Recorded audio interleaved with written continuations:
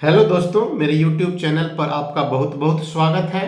आज हम लोग चर्चा करेंगे कि 11th जेपीएससी की वैकेंसी जो आने वाली है, तो 11th जेपीएससी का एग्ज़ाम यदि आप देना चाहते हैं, दे रहे हैं, तो सेकंड पेपर जो प्रारंभिक परीक्षा का है, मतलब झारखंड सेक्शन को आप किस प्रकार से जो है सो पढ़िएगा और किस प्रकार से एक वैज्ञानिक तरीके को ईजाद करते हुए, है ना, आप काम कीजिएगा ताकि जो है झारखंड में ज़्यादा से ज़्यादा जो है सो क्वेश्चंस का आंसर आप कर सकें, है ना। तो देखिए, सिलेबस तो आप लोगों को पता ही है।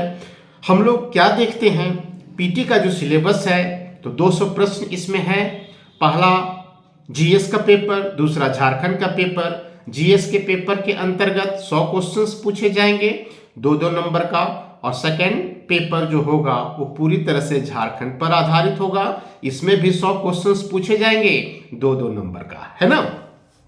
आप अगर सिलेबस पर गौर करें तो आप ये पाएंगे कि 200 क्वेश्चंस जो पूछे जा रहे हैं तो उसमें 110 क्वेश्चंस जो होगा वो झारखंड से संबंधित होगा। मतलब कि 10 प्रश्न जो है वो फर्स्ट पेपर में झारखंड से पूछा जाएगा और सेकंड जो पेपर है हमारा उसमें 100 क्वेश्चंस तो झारखंड का ही है। मतलब कि 110 प्रश्न जो होगा वो झारखंड से ही होगा। आप अगर पीटी में पास करना चाहते हैं तो आपको झारखंड को बेहतर तरीके से तैयार करना ही होगा, क्योंकि बिना झारखंड को आप बेहतर तरीके से तैयार किए पीटी पास नहीं कर सकते हैं, है ना।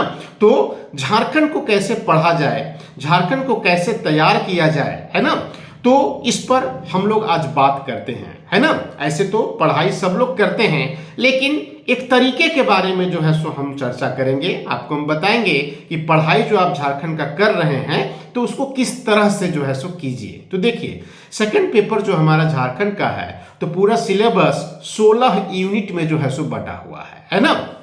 16 सेक्शन है, आप देखिएगा, जिस हर सेक्शन फिर विभाजित किया गया है नंबरिंग के साथ, है ना। मतलब कि किससे कितना कितना प्रश्न पूछा जाएगा, कितने नंबर का प्रश्न पूछा जाएगा, ये सब सिलेबस में जो है सो क्लियर है ना। इतना स्पष्ट सिलेबस जो है वो कहीं किसी दूसरे किसी भी लोक सेवा आयोग का नहीं है, जितना स्पष्ट जो है सो सिलेबस झारखंड का है ना। अब देखिए, चर्चा में आगे बढ़ेंगे हम लोग, लेकिन कुछ किताबों के बारे में पहले हम लोग चर्चा कर दें, है ना, कि आखिर किन किन किताबों को आपको जो है सो पढ़ना चाहिए सेकंड पेपर के लिए मुख्य रूप से, है ना। तो सबसे पहले हम सजेस्ट करेंगे आपको कि लूसेंट का झारखंड आप निश्चित रूप से पढ़िए, और इसमें भी इतिहास खंड आप बढ़िया से पढ़िए। मतलब लूसेंट के झारखंड से आपको हिस्ट्री सेक्शन मुख्य रूप से जो है सो पढ़ना है ना। उसके पश्चात उड़ान पब्लिकेशंस की जो किताब है, उड़ान का जो झारखंड है, उस पूरे किताब को जो है सो आपको एक राउंड पढ़ना है। फिर परियोजन पब्लिकेशंस का जो झारखंड का किताब है ना, प्लेथोरा नाम से जो आता है, तो यह आपका परियोजन पब्लिकेशंस वाला जो किताब है तो ऑब्जेक्टिव और सब्जेक्टिव दोनों उपलब्ध है, तो ये दोनों किताब आपको जो है सो खरीद लेना है। और चौथा जो पुस्तक है वो मनीष रंजन की पुस्तक है ना। मतलब कि इन 4 किताबों को जो है सो आप आधार बनाइएगा, ठीक है ना। बेस बुक होगा ये चारों किताब, ठीक है। कौन कौन सा, तो एक लूसेंट का झारखंड, उड़ान पब्लिकेशंस का झारखंड, परियोजन पब्लिकेशंस का झारखंड और मनीष रंजन का जो है सो झारखंड, है ना। इन चारों किताबों को आप अपना आधार बनाएंगे। ये 4 पिलर होगा आपके बिल्डिंग का, ठीक है ना। अब इसके अतिरिक्त अगर आप स्पेशल पढ़ना चाहते हैं, है ना, अगर आप चाहते हैं कि कुछ और अतिरिक्त जो है सो हम पढ़ें, ठीक है ना, तो आप क्या कीजिएगा कि 2 और किताब हम बताते हैं, इसको भी अगर हो सके तो देख सकते हैं। ऐसे पूरा किताब देखने की आवश्यकता नहीं है ना। इन दोनों किताबों का कुछ कुछ चीज काफी अच्छा है ना। खैर, उस पर चर्चा हम लोग बाद में करेंगे। तो ये कौन कौन सी 2 किताबें हैं, तो याद रखिएगा, पहला जो किताब है वो झारखंड की रूपरेखा, ये राम कुमार तिवारी के द्वारा जो है सो लिखित है और बिहार हिंदी ग्रंथ अकादमी से यह प्रकाशित हुआ है ना। तो झारखंड की रूपरेखा राम कुमार तिवारी, हिंदी, जो बिहार हिंदी ग्रंथ अकादमी है वहां से प्रकाशित हुआ है। तो इस किताब को भी जो है सो आप पढ़ सकते हैं, खास करके भूगोल वाला खंड है ना। मतलब रामकुमारी तिवारी का जो किताब है झारखंड की रूपरेखा, तो इसका ज्योग्राफी सेक्शन काफी बेहतर है। तो इस किताब से आप ज्योग्राफी खंड जो है सो बढ़िया से देख सकते हैं, है ना। और दूसरा झारखंड का इतिहास है, ये वी वीरोत्तम का है ना। तो झारखंड का इतिहास वी वीरोत्तम का, ये भी बिहार हिंदी ग्रंथ अकादमी से ही जो है सो प्रकाशित हुआ है ना। तो इन दोनों किताबों को आप जो है सो देख सकते हैं यदि समय मिलेगा तो, है ना। अभी सामान्य तरीके से अगर आप पढ़ाई कीजिएगा तो जो 4 किताब आपको हम बताएं उसको आप बेहतर तरीके से जो है सो पढ़िए। क्या कीजिएगा कि आप खुद जो है अपना नोट्स बनाइए, ठीक है ना। किसी दूसरे के नोट्स पर जो है सो आपको निर्भर नहीं रहना है ना। ये नहीं कि किसी कोचिंग में गए, नोट्स खरीद कर ले आए और उसको पढ़ रहे हैं और आप सोचिएगा कि हम पीटी क्रैक कर लेंगे, तो थोड़ा कठिन है ना। आप जब तक खुद काम नहीं कीजिएगा आप सफल नहीं हो सकते है ना। तो क्या करना है, तो 16 यूनिट जो हम लोगों को पढ़ना है झारखंड में, तो एक कॉपी लाइए आप और यूनिट वाइज जो है सो खुद नोट्स बनाइए, है ना। जैसे मान लीजिए कि झारखंड का जो पहला यूनिट है सेक्शन का, है ना, तो मान लीजिए कि झारखंड का इतिहास है ना। तो झारखंड के इतिहास में आप देखिएगा कि मुंडा शासन व्यवस्था, नागवंशी शासन व्यवस्था, है ना, पढ़ा पंचायत शासन व्यवस्था, इन सब को जो है सो आपको पढ़ना है। और भी बहुत सारा चीज है, आप देखिएगा सिलेबस को, है ना। तो आप जैसे मान लीजिए कि मुंडा शासन व्यवस्था पढ़ रहे हैं, तो मुंडा शासन व्यवस्था आप उड़ान पब्लिकेशंस की किताब में भी पढ़ लीजिए। मुंडा शासन व्यवस्था आप मनीष रंजन से भी देख लीजिए, आप परियोजन पब्लिकेशंस की किताब से भी देख लीजिए। और मुंडा शासन व्यवस्था से संबंधित महत्वपूर्ण जो बातें हैं, है ना, उसको कॉपी में लिखते चले जाइए, है ना। इससे क्या होगा कि यूनिट वाइज जब आप ये कीजिएगा तो आपका अपना जो है सो एक नोट्स डेवलप हो जाएगा जो सबसे अलग होगा, है ना। और हर यूनिट के साथ आपको यही करना है ना, कि ये जो 3-4 किताब आपको हम बताएं तो उससे चीजों को पढ़ना है और महत्वपूर्ण चीजों को आप जो है सो लिखते चले जाइएगा। क्योंकि पढ़ करके जब कोई चीज हम लोग लिख लेते हैं तो वो चीज जो है सो वो याद हो जाता है ना, वहां कंफ्यूजन कम होता है। और सिर्फ अगर पढ़िएगा लिखिएगा नहीं तो एग्जामिनेशन हॉल में आप कंफ्यूज कर जाइएगा, है ना। तो इसीलिए पढ़ने के साथ साथ लिखना भी जरूरी है ना। इससे आपका अपना जो है सो एक नोट्स जो है वो क्या होगा कि डेवलप हो जाएगा, है ना। अब मान लीजिए कि झारखंड में ही आपको CNT एक्ट पढ़ना है, SPT एक्ट पढ़ना है ना। तो आप जान रहे हैं कि CNT एक्ट और SPT एक्ट ये चैप्टर में विभाजित है ना। मान लीजिए CNT एक्ट आप उठाएं, है ना, नोट्स बना रहे हैं उसका, तो CNT एक्ट में आप देखिएगा कि चैप्टर दिया हुआ है अध्याय 1। तो आप क्या कीजिए कि अध्याय 1 में आप पढ़िए क्या क्या चीज है, उसमें आप देखिए कुछ ऐसा आपको इंफॉर्मेशन जरूर मिलेगा जो आपको लगेगा कि एग्जामिनेशन पॉइंट ऑफ व्यू से ये काफी इंपॉर्टेंट है ना। तो उसको जो है आर्टिकल के साथ आप लिख लीजिए कि चैप्टर 1 आर्टिकल फलना, है ना, इसमें ये बातें हैं, है ना। इस प्रकार से हर अध्याय में आपको काम करना है और महत्वपूर्ण जो अनुच्छेद है उसका कि किस आर्टिकल में क्या कहा गया है ना, तो उसको एक जगह आप जो है सो लिखते चले जाइए, है ना।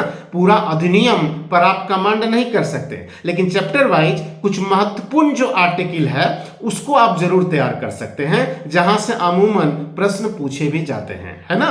तो इसी तरह से SPT एक्ट में भी जो है सो आपको करना है ना।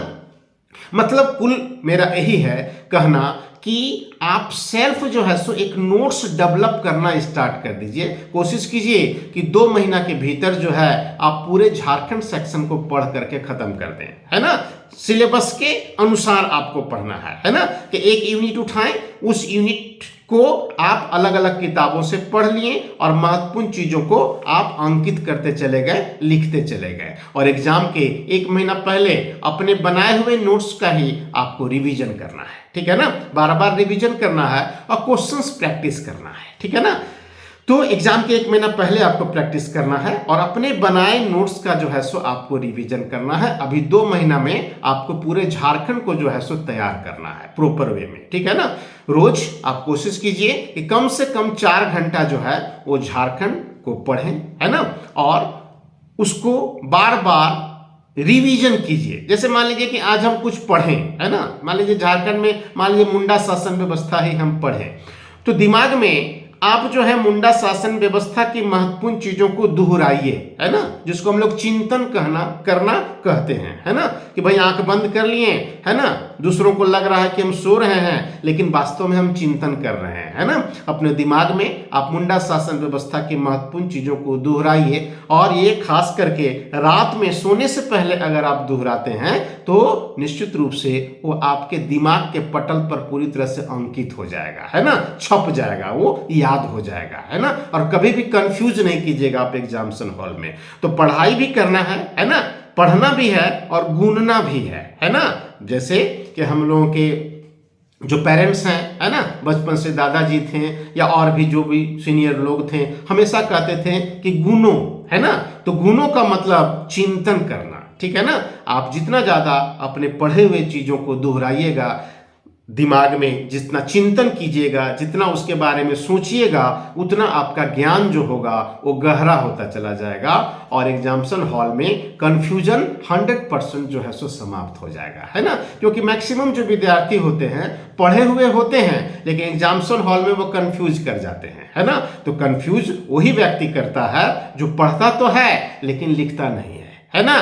लिखता भी है तो गूंजता नहीं है, ठीक है। अगर पढ़ भी रहा है, लिख भी रहा है, गुण भी रहा है, चिंतन भी कर रहा है, तो कंफ्यूज क्यों करेगा। कंफ्यूजन का कहीं कोई आएगा ही नहीं समस्या, ठीक है। आप निश्चित रूप से आप क्वेश्चन जब पूछेगा तो आप आराम से उसका जो है सो उत्तर दीजिएगा, है ना, बिना किसी कंफ्यूजन के। तो इन चीजों को ध्यान में रख करके जो है सो आप पढ़ाई कीजिए, और पढ़ाई स्टार्ट नहीं किए हैं तो आज और अभी से ही कर दीजिए, क्योंकि जेपीएससी आपको मौका नहीं देगा। अचानक से आप देखिएगा कि एडवर्टीजमेंट आ गया है, फॉर्म आप भर रहे हैं और अचानक से जो है सो एग्जामिनेशन डेट भी वो अनाउंस कर देगा और हड़बड़वा के जो है सो वो एग्जाम ले लेगा, जैसा अक्सर होता आया है ना। और बाद में सिर्फ पछताने के सिवा और कुछ नहीं बचेगा। यही आप सोचिएगा कि काश कुछ और दिन हमको मिला होता, है ना, तो मेरा एग्जाम और बेहतर होता। तो इस प्रकार की स्थिति से बचना है तो आज और अभी से यह मानते हुए आप तैयारी शुरू कर दीजिए कि वैकेंसी आ चुका है, अब हमको एग्जाम देना है ना। तो जैसा हम आपको बताएं कि एक अलग कॉपी में अपना एक नोट्स डेवलप करते जाना है और पढ़ते जाना है, ठीक है ना। ये काम कीजिए, यही हमको लगता है कि पढ़ने का एक वैज्ञानिक तरीका हो सकता है ना, ताकि आप बढ़िया से बढ़िया जो है सो स्कोर कर सके। पढ़ना है, लिखना है और चिंतन करना है ना। इन तीनों चीजों को ध्यान में रखते हुए जो किताब हम आपको बताए हैं उसको नहीं है तो खरीद लीजिए, ठीक है ना, क्योंकि खरीदना तो होगा ही। ये मत समझिएगा कि एक किताब से मेरा काम चल जाएगा, नहीं, है ना। हर किताब में कुछ कुछ अच्छी चीजें हैं, तो जो किताब हम बताए हैं बहुत सोच समझ करके आपको हम बताए हैं, तो उन किताबों को आप जरूर खरीद लीजिए। कम से कम 4 किताब जो आरंभ में आपको हम बताएं, ये तो आपके पास होना ही चाहिए, है ना। तो इसको कीजिए और पढ़ाई कीजिए, निश्चित रूप से अच्छा रिजल्ट होगा। तो आज यहीं तक, नेक्स्ट वीडियो में हम लोग कुछ अलग विषय के साथ उपस्थित रहेंगे। धन्यवाद।